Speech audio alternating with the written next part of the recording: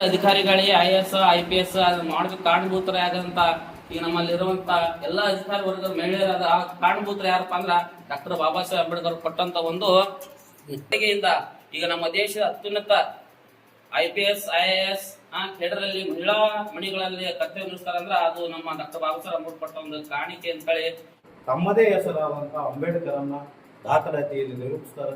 ಅದನ್ನು ನಾವು ಗುರು ಶಿಷ್ಯರ ಸಂಬಂಧದಲ್ಲಿ ಯಾವಾಗಲೂ ನೆನಪಿಸಿರ್ತೀವಿ. ಇವರು ತದನಂತರ 2 ವರ್ಷದಲ್ಲಿ ಬಾಬಾ ಸಾಹೇಬ್ ಇದ್ದಾಗ ಇವರು ನಿವೃತ್ತಿ ಆಗ್ತಾರೆ. ಸುಬೇದಾರರಂತ ಸತ್ಪಾಲ್ ಅವರು ತಂದೆಯವರು ನಿವೃತ್ತಿ ಆಗ್ತಾರೆ. ಕುಟುಂಬ ನಡೆಸೋದು ಕಷ್ಟ ಆಗ್ತದೆ.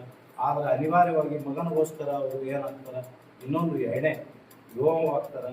ಇಜಾಬಾಯಿ ಅನ್ನೋ ಮಹಿಳೆಯನ್ನು ವಿವಾಹ ಆದಾಗ ಅವರು ಒಂದು ಇವರ ಮನೆತನ ಸಾಮಾಜಿಕವಾಗಿ ಹಿಂದುಳಿದಾದರೂ ನಾವು ಧಾರಾವಾಹಿಯಲ್ಲಿ ನೋಡಿದ್ದೀವಿ. ಕೆಲವೊಂದೆಲ್ಲ ಆದರ್ಶದಲ್ಲಿ ಅವರು ನಡತೆ ಅಥವಾ ಏನು ಮನೆಯ ಸಂಸ್ಕಾರಗಳು ಮೇಲ್ನೋಟಕ್ಕೆ ಮೇಲು ಜಾತಿಯವರೇ ಇರ್ತದೆ. ಯಾಕಂದ್ರೆ ಸುಬೇದಾರನಾಗಿ ತಂದೆ ಇರೋದರಿಂದ ಯಾವ ರೀತಿ ಇರಬೇಕು ಅನ್ನೋದು ಅದನ್ನು ಮಾರ್ಗದರ್ಶನವಾಗಿ ತಮ್ಮ ಕುಟುಂಬಕ್ಕೆ ನೀಡಿದರು.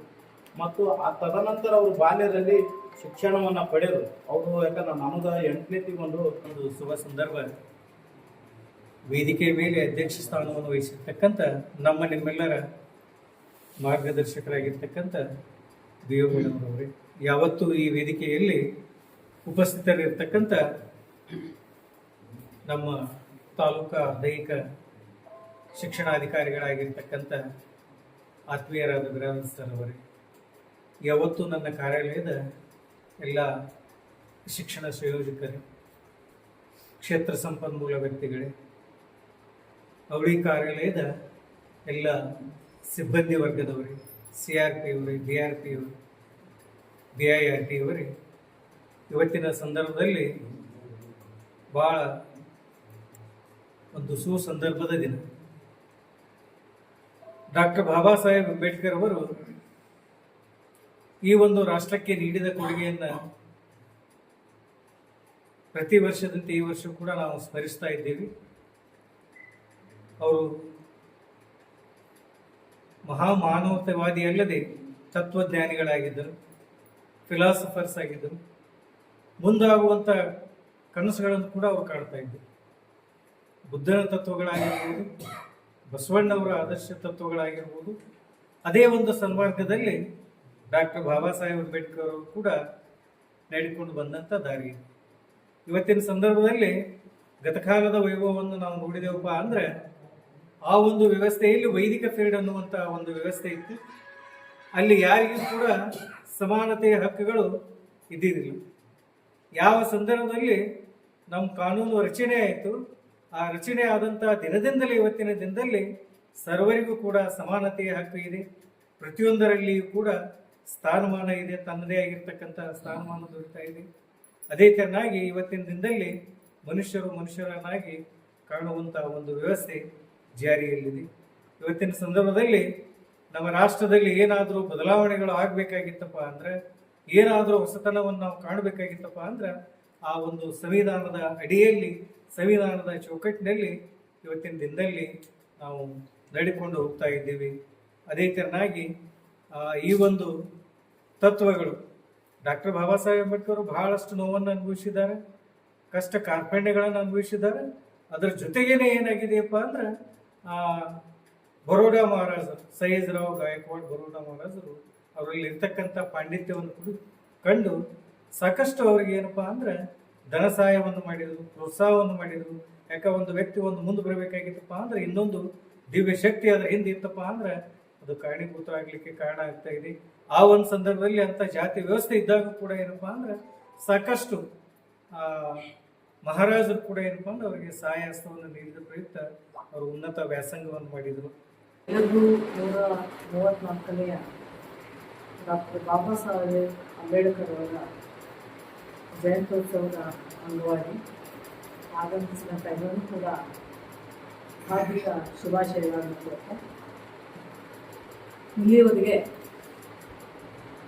ಬಾಬಾ ಸಾಹೇಬ್ ಅಂಬೇಡ್ಕರ್ ಅವರ ಬಗ್ಗೆ ಅವರ ಬಾಲ್ಯದಿಂದ ಇಟ್ಕೊಂಡು ಅವರ ಅಂತ್ಯದವರೆಗೆ ಇರ್ತಕ್ಕಂತಹ ಅನುಭವಗಳನ್ನು ತಮ್ಮದೇ ಆದಂಥ ಶಬ್ದಗಳಲ್ಲಿ ಪ್ರಚುರಪಡಿಸಿ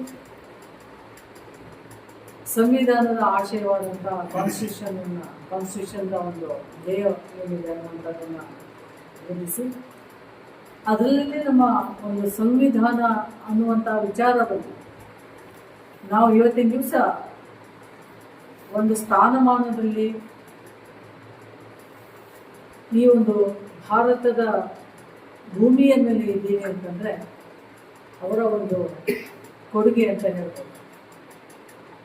ಬಾಲ್ಯದಿಂದ ಹಿಡ್ಕೊಂಡು ಅನುಭವಿಸಿದಂಥ ಕಷ್ಟಗಳನ್ನು ನಾವು ಕೂಡ ರಾಜೇಶ್ ವಾಲಿಕಾರ್ ಹೇಳಿದಂತೆ ಅಂಬೇಡ್ಕರ್ ಅವರ ಕುರಿತಾಗಿ ನಮಗೆ ಡಿಟೈಲ್ಡ್ ಮತ್ತು ನಾನ್ ಡಿಟೈಲ್ಡ್ ಟೆಕ್ಸ್ಟ್ ಅಂತ ಹೇಳ್ತಾ ಇತ್ತು.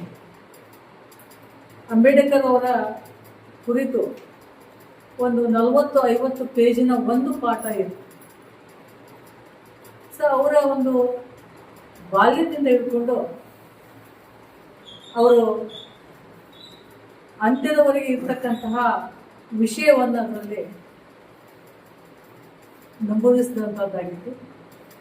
ಸೊ ಎಷ್ಟೋ ಸಂದರ್ಭದಲ್ಲಿ ಅನ್ಟಚಬಿಲಿಟಿ ಅನ್ನುವಂಥದ್ದು, ಈ ಅಸ್ಪೃಶ್ಯತೆ ಅನ್ನುವಂಥದ್ದು ಬಹಳಷ್ಟು ವೈದಿಕ ಕಾಲದಲ್ಲಿ ಇರ್ತಕ್ಕಂಥ ಒಂದು ಅಸ್ಪೃಶ್ಯತೆ ಅನ್ನುವಂಥದ್ದು ಏನಿತ್ತು ಅವುಗಳ ವಿರುದ್ಧವಾಗಿ ಸಿಡಿದಿದ್ದು ಜನ ಜಾಗೃತಿಯನ್ನು ಮೂಡಿಸಿ ಆ ಜಾಗೃತಿಗೆ ಅನುಗುಣವಾಗಿ ಜನರಲ್ಲಿ ಹಲವಾರು ವಿಚಾರಗಳು ಉದ್ಭವವಾಗಿ ಹೌದಲ್ಲ ಈ ರೀತಿ ನಡೀತಾ ಇದೆ ಅನ್ನುವಂಥದ್ದು ಎಲ್ಲರಲ್ಲೂ ಬಂದು ಸೊ ಸಂವಿಧಾನದ ಒಂದು ಸಮಾನತೆ ಅನ್ನುವಂಥದ್ದು ಈಗಾಗಲೇ ನೋಡಿದ್ವಿ ನಾವು. ಸಮಾನತೆ, ಭ್ರಾತೃತ್ವ, ಸಾಮಾಜಿಕ ನ್ಯಾಯ, ಇವೆಲ್ಲ ಏನು ನಮ್ಮ ಕಾನ್ಸ್ಟಿಟ್ಯೂಷನ್ನ ಒಂದು ಧ್ಯೇಯದಲ್ಲಿ ಇದ್ದಾವೆ. ಸೊ ಅವುಗಳನ್ನು ಆಧಾರವಾಗಿ ನಮ್ಮ ಕಾನ್ಸ್ಟಿಟ್ಯೂಷನ್ ಇವತ್ತು ನಿಂತಿದ್ದ ಕಾರಣ ಅಂತಂದರೆ ಡಾಕ್ಟರ್ ಬಾಬಾ ಸಾಹೇಬ್ ಅವರ ಒಂದು ನೇತೃತ್ವದಲ್ಲಿ ನಡೆದಂಥ ಒಂದು ಸಂವಿಧಾನದ ರಚನೆ.